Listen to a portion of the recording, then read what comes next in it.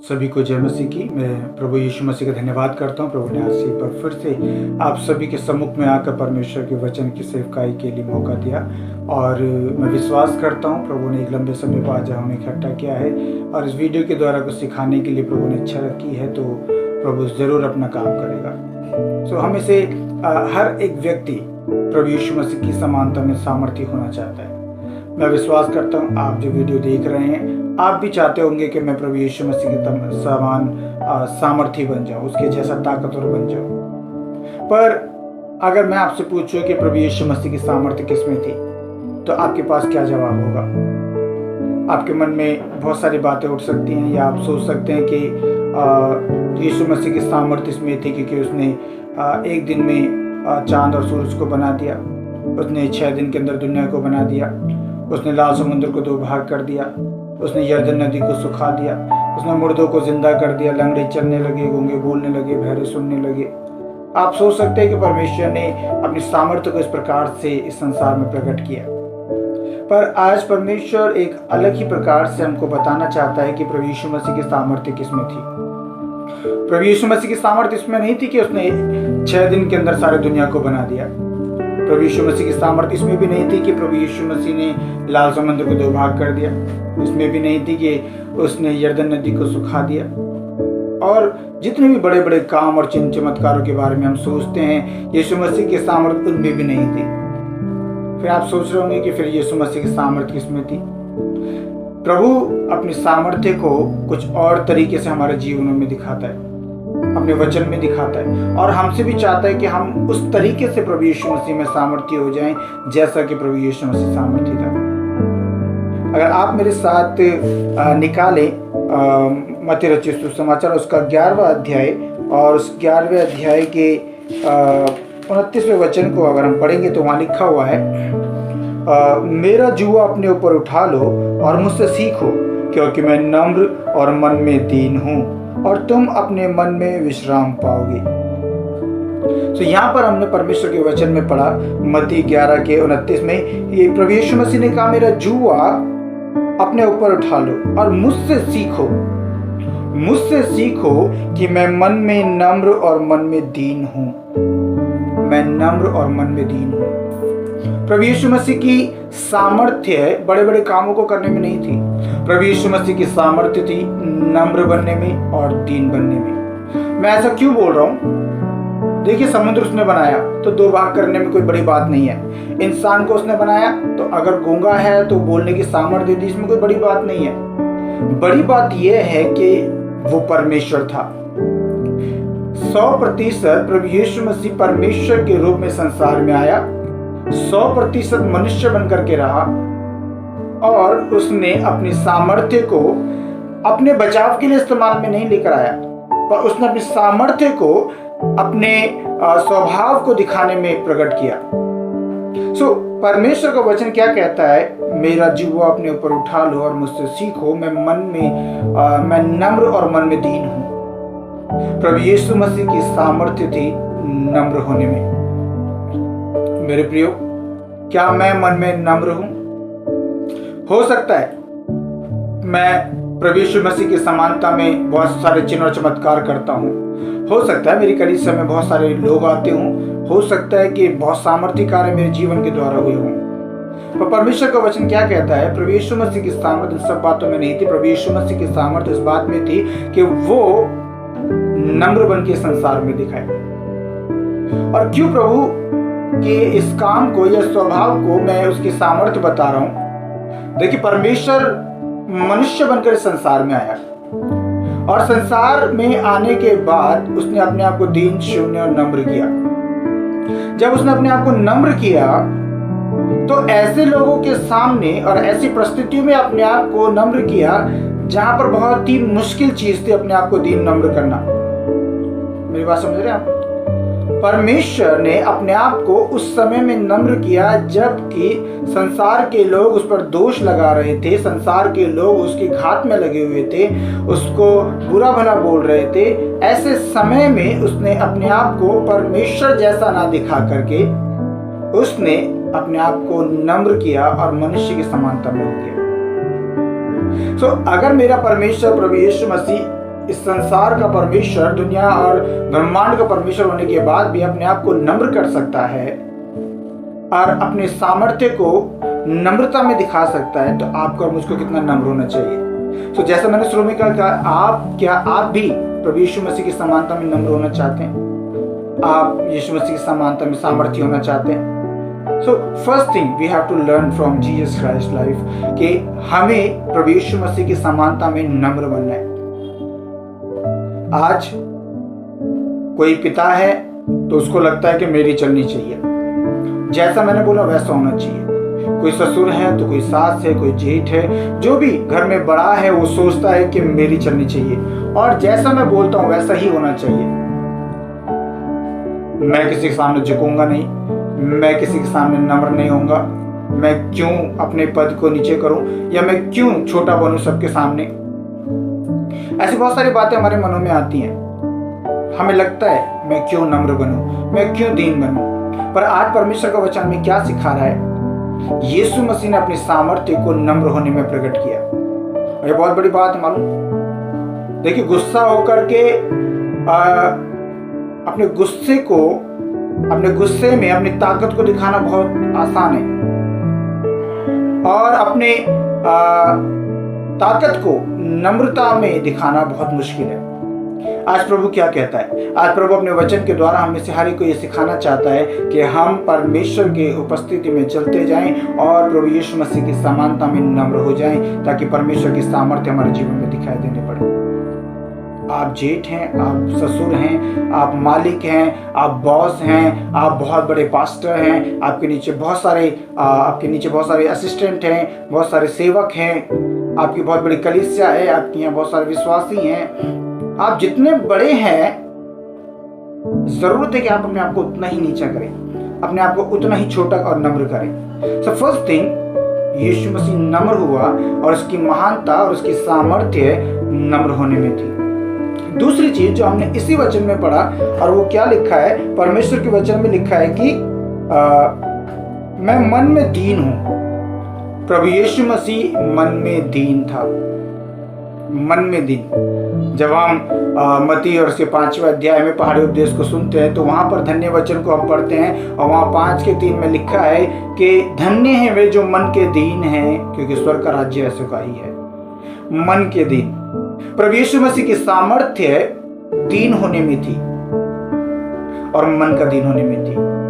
आज बहुत सारे लोग हैं जो दीन होकर दिखाते हैं, but they are not really, they are not meek person, they are not so kind person. वो नम्र और वो दीन नहीं है, वो दिखावा करते हैं कई बार। जो मन का दीन होता है वो दिखाई देता है उसके कामों से और उसके फलों से।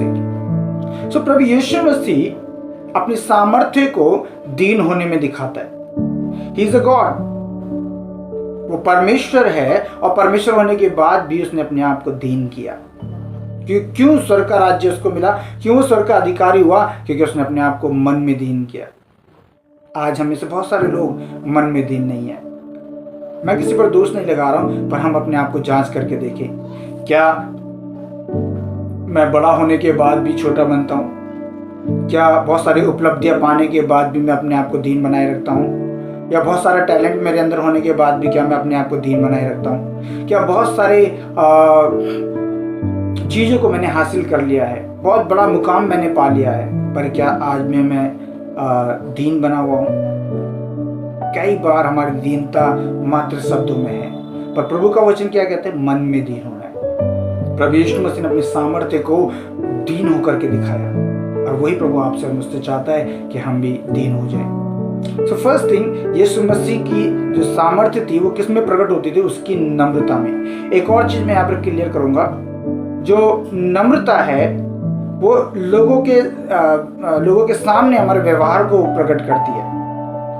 हमारे जो संसारिक जो हमारा व्यवहार है, और दीनता हमारी आत्मिकता को दर्शाता है कि हम मन में दीन है या आत्मिक रूप से कितने दीन है।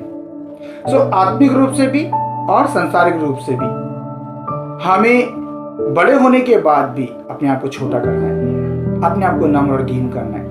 क्यों? क्योंकि परमेश्वर की इच्छा यही है। सोचिए, अगर हमारा प्रभु यीशु मसीह हो सकता है तो क्या आप और मैं नहीं हो सकते? अगर आज हमारे प्रभु यीशु मसीह को वो नाम दिया गया जो सब नामों में श्रेष्ठ है और जिसके विषय में लिखा है कि हर एक घुटना टिकेगा और हर एक जीव अंगीकार करेगी कि यीशु ही प्रभु है, और उसको वो नाम और वो पद इसलिए मिला क्योंकि उसने अपने आप को दीन किया। परमेश्वर होने के बाद भी उसने अपने आप को मनुष्य की समानता में कर लिया और दीन हुआ। सो प्रभु यीशु मसीह की जो सामर्थ्य थी वो दीन होने में थी। तीसरी बात, यीशु मसीह की जो सामर्थ्य थी वो सामर्थ्य किस में थी? यीशु मसीह की सामर्थ्य थी प्रेम करने में। हम लूका में पढ़ते हैं, जिस समय में यीशु मसीह को क्रूस पर चढ़ाया जा रहा था उस समय में यीशु मसीह ने आखिर में क्या प्रार्थना की, और हम उसको लूका की किताब में जब पढ़ते हैं तो पाएंगे, मेरे साथ निकाले 23वां अध्याय और 34वें वचन में लिखा है। हम सभी इस एक बहुत ही फेमस एक वचन को जानते हैं। प्रभु यीशु मसीह ने क्रूस पर कहा, जब लोग उसकी ताड़ना कर रहे थे, उसकी बदनामी कर रहे थे, उसको बुरा भला बोल रहे थे, मजाक उड़ा रहे थे, उस समय में यीशु मसीह ने क्या बोला? तब यीशु ने कहा, हे पिता, इन्हें क्षमा कर क्योंकि ये नहीं जानते ये क्या कर रहे हैं। प्रभु यीशु मसीह की सामर्थ्य प्रेम करने में थी। उसने उनको माफ किया, उसने उनके लिए माफी मांगी। प्रभु की दया को यीशु मसीह क्रूस पर मांग रहा है और कह रहा है कि प्रभु जो मुझे सता रहे हैं उन्हें तो क्षमा कर, क्योंकि वो नहीं जानते वो क्या कर रहे हैं।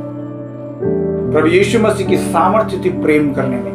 और किससे प्रेम करने में? उनसे प्रेम करने में जो उसको क्रूस पर चढ़ा रहे थे, उनसे प्रेम करने में जो उसका मजाक उड़ा रहे थे, जो उसको गाली दे रहे थे, जो उसकी दाढ़ी नोच रहे थे, जो उसके कीले ठोक रहे थे, जो उसको क्रूस पर चढ़ा रहे थे, जो उसको भद्दी तरीके से उसका मजाक उड़ा रहे थे। He prayed for those all people, उन सब के लिए उसने प्रार्थना करी और ये कह करके उसने कहा, पिता इन्हें क्षमा कर क्योंकि नहीं जानते ये क्या कर रहे हैं। वहां पर वो ये भी बोल सकता था, हे पिता इनका सत्यानाश कर क्योंकि तेरे पुत्र को सता रहे हैं। But no, he didn't do like that. उसने ऐसा नहीं किया। उसने क्या किया?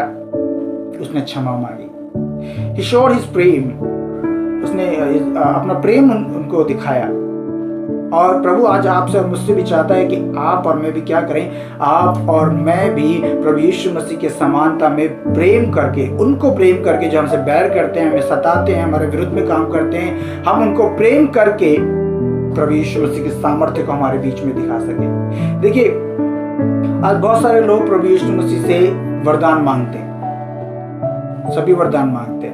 वो प्रभु मुझे चंगा करने का वरदान दो, सामर्थ्य काम करने का वरदान दो, प्रभु मुझे भविष्यवाणी करने का वरदान दो, प्रभु मुझे अन्य भाषा बोलने का और अन्य भाषा के जो अनुवाद है उसको करने का, आत्माओं की परख का प्रभु जी मुझे वरदान दो, और प्रभु जी मुझे ज्ञान बुद्धि समझ का और विश्वास का वरदान दो। Everyone is just asking for the gifts of the lord, of the holy spirit. हर एक व्यक्ति क्या मांग रहा है? हर एक व्यक्ति मांग रहा है परमेश्वर से वरदान। जहां पर 9 वरदान हम लोग मांग रहे हैं, अगर यही इसी जगह पर अगर हम 9 फल मांग रहे हैं, परमेश्वर की आत्मा के 9 फल मांग लें, तो दुनिया बदल जाएगी। मैं दावे के साथ कह रहा हूँ, दुनिया बदल जाएगी। आज हम में से ज्यादातर लोग, ज्यादातर सेवक, ज्यादातर विश्वासी प्रभु से वरदान मांगने में लगे पड़े हैं। और हम नहीं मांग रहे हैं तो क्या? हम नहीं मांग रहे हैं तो हम परमेश्वर के फलों को नहीं मांग रहे हैं। और परमेश्वर के 9 फलों में से पहला फल कौन सा है? प्रेम।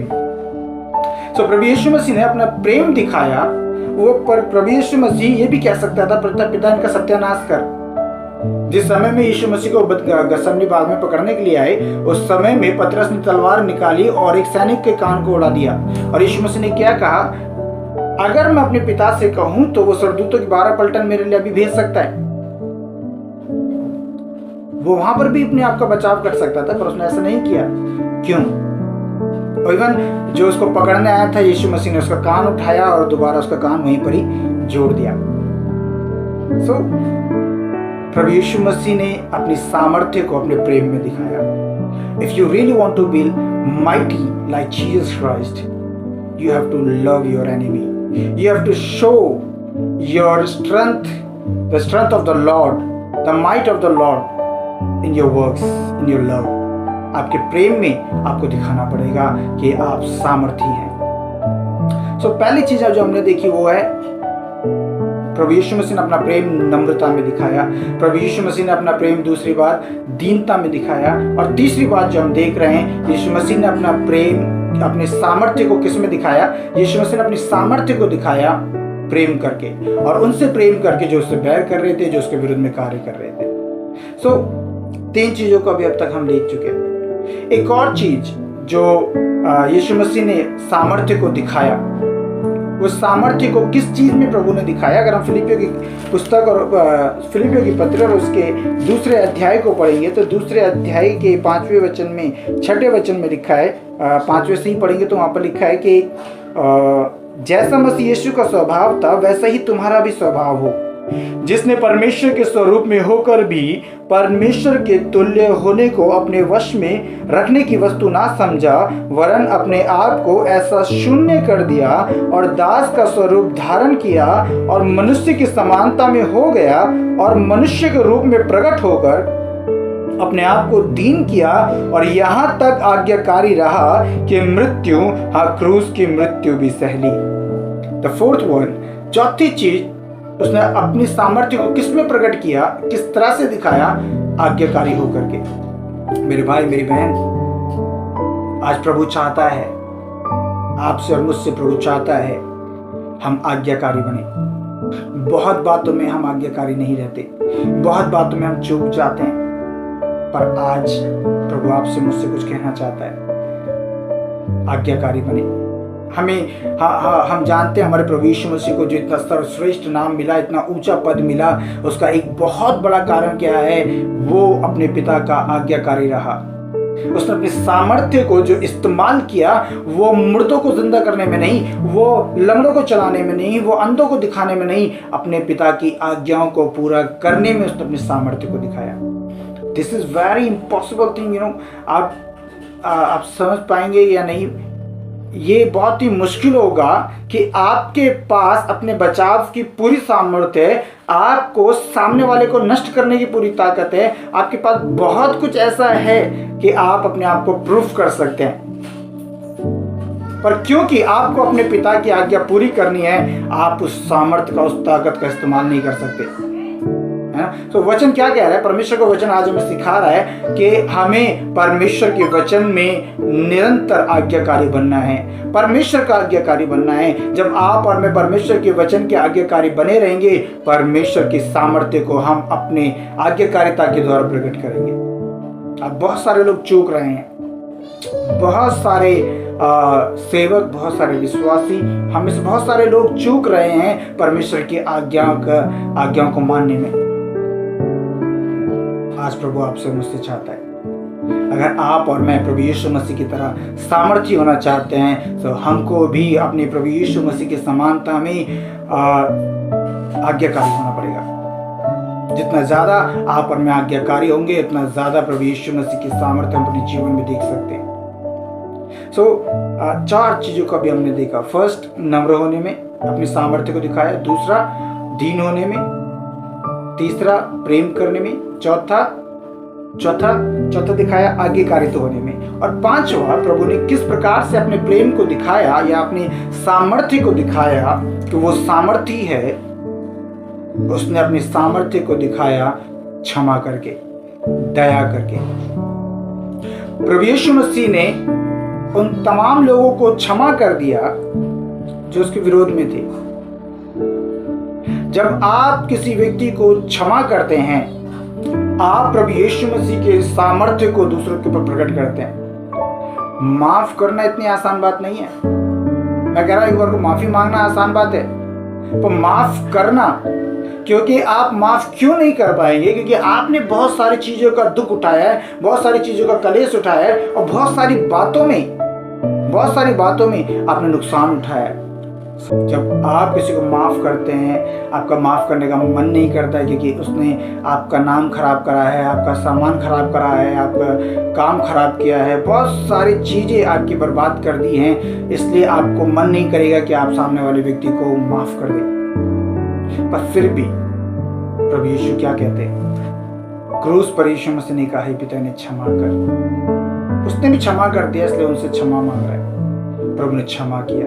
अगर आप लोगों को क्षमा करेंगे, आप प्रभु यीशु मसीह की सामर्थ्य को प्रकट करेंगे। क्योंकि सामर्थ्य का मतलब क्या है? प्रभु यीशु मसीह का कंट्रोल आपके ऊपर है। प्रभु यीशु मसीह की सामर्थ्य का मतलब यही है कि परमेश्वर का कंट्रोल आपके ऊपर है। और परमेश्वर के फलों को जब हम पाते हैं तो हम परमेश्वर ये दिखाता है कि परमेश्वर के कार्य हमारे अंदर प्रगतिशील है ना। परमेश्वर के काम हमारे अंदर दिन पर दिन बढ़ते जा रहे हैं। और जब परमेश्वर के वरदान इस्तेमाल किए जाते हैं उस समय का मतलब क्या है कि परमेश्वर हमारे द्वारा सामर्थ्य काम कर रहा है। पर जब फल काम करते हैं इसका मतलब है कि परमेश्वर व्यक्तिगत रूप से मेरे अंदर काम कर रहा है। वरदानों के द्वारा प्रभु यीशु मसीह की सामर्थ्य को जब प्रकट करने की कोशिश करते हैं, या आप सोचते हैं कि मैं बहुत सामर्थ्य हूं क्योंकि परमेश्वर का आत्मा मेरे द्वारा काम कर रहा है, तो ये आपकी गलतफहमी है। पवित्र आत्मा काम कर रहा है, सामर्थ्य परमेश्वर की है। पर अगर आपको सामर्थ्य बनना है तो आप फलों को अपने जीवन में ला करके और सहनशील बन करके और क्षमा करके आप सामर्थ्य बन सकते हैं। तो इस चीज को याद रखिए। एक और चीज जो प्रभु यीशु मसीह की सामर्थ्य को प्रकट करती है, कैसे यीशु मसीह सामर्थ्य हो पाया और कैसे उसने अपने सामर्थ्यपन को दिखाया। जैसा भी मैंने कहा, सहनशील होकर के उसने सह लिया। यीशु मसीह ने सह लिया।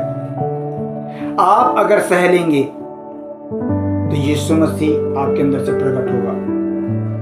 यीशु मसीह ने सह लिया, है ना। अभी हमने परमेश्वर के वचन में पढ़ा कि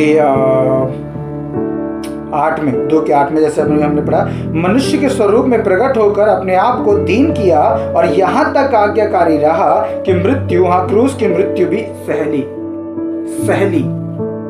क्यों सहली? क्योंकि उसको आज्ञाकारी होना था अपने पिता का।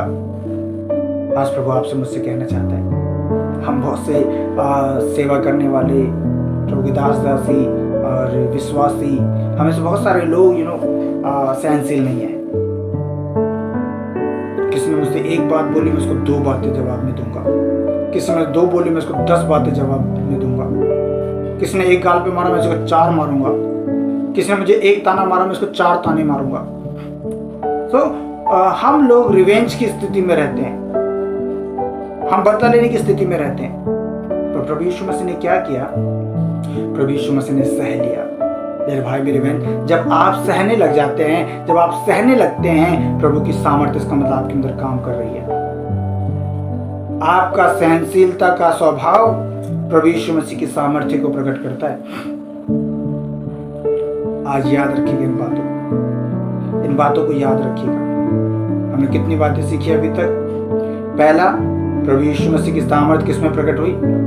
नम्रता में। दूसरा, दीनता में। तीसरा, प्रेम में। चौथा, आज्ञाकारिता में। पांचवा, क्षमा करने में। और छठा, सहने में। हमें सहना है। एंड फाइनली, 7वीं चीज जो आज प्रभु में सिखाना चाहता है, दया करने में। हमें दया करनी है। हमें दया करनी है उन सब पर जो हमें पसंद नहीं करते। उन सब पर भी देखिए वचन में क्या लिखा है कि जब तेरा शत्रु भूखा हो तो उसको रोटी खिला, और जब वो प्यासा हो तो क्या कर? जब वो प्यासा हो तो उसको पानी पिला, और ऐसा करके तो उसके सिर पर अंगारे डालेगा। तो आज प्रभु क्या कहता है? हमें दया करनी है। दया से क्या होगा? दया से मसीह यीशु की सामर्थ्य हमारे अंदर प्रकट होगी। प्रभु जब हमें दयावान बनाएगा, जैसे वचन में भी लिखा है, दयावंत बनो जैसे तुम्हारा बुलाने वाला तुम्हारा पिता क्या है? दयावंत है। सो दयावंत परमेश्वर आपको और मुझको क्या करना चाहता है? दयावंत बनाना चाहता है। हमें दयावंत बनना है। हमें दया करनी है सबके ऊपर, उन सबके ऊपर भी जो दया के योग्य नहीं है। हम अपनी तरफ देखें, हम अपनी ओर अपने आप को जांच कर देखें। कई बार हम ये बोल सकते हैं, यार वो दया के लायक है ही नहीं, वो है ही नहीं दया के लायक। पर उसकी जगह पर मैं अपने आप को रखूं और मेरी जगह पर यीशु मसीह को रखूं, तो मुझे समझ में आ जाएगा कि दया कितनी बड़ी चीज है और दया करनी है। प्रभु यीशु मसीह ने मुझ जैसे पापी पर दया की, जो मेरे एक एक काम को जानते हैं, चाहे मैंने गुप्त में किया हूँ या प्रकट में किया हूँ, अकेले में किया हूँ या सबके सामने किया हूँ, चाहे मन ही मन में क्यों ना किया हूँ, उन सारे कामों को प्रभु जानता है। और उन सारे कामों को जानने के बाद भी प्रभु यीशु मसीह मुझसे क्या कर रहा है? प्रेम कर रहा है। कितनी अद्भुत बात है। वो मुझ पर दया कर रहा है और दया करके रोज मुझे एक नया दिन दिखा रहा है। मुझे ना कि सिर्फ दिन दिखा रहा है, वरन रोजमर्रा की जरूरतों को पूरा कर रहा है, अपनी सेवकाई के लिए इस्तेमाल कर रहा है, अपने आराधना के लिए इस्तेमाल कर रहा है, जबकि मैं बहुत सारी कमियों से भरा हुआ हूँ। और इसी के विपरीत जब मैं दूसरे व्यक्ति को बहुत सारी कमियों से भरा हुआ देखता हूँ, जब मैं देखता हूँ कि वो गलत काम कर रहे हैं, तो मैं उन पर दया नहीं करना चाहता। अगर आप दया नहीं करना चाहते तो वचन क्या कहता है? दया करो ताकि तुम पर भी दया की जाए। जिसका न्याय याकूब में लिखा है, मेरे साथ निकालें, जिसने बिना दया के न्याय किया उसके भी क्या होगा? उसका भी न्याय बिना दया के होगा।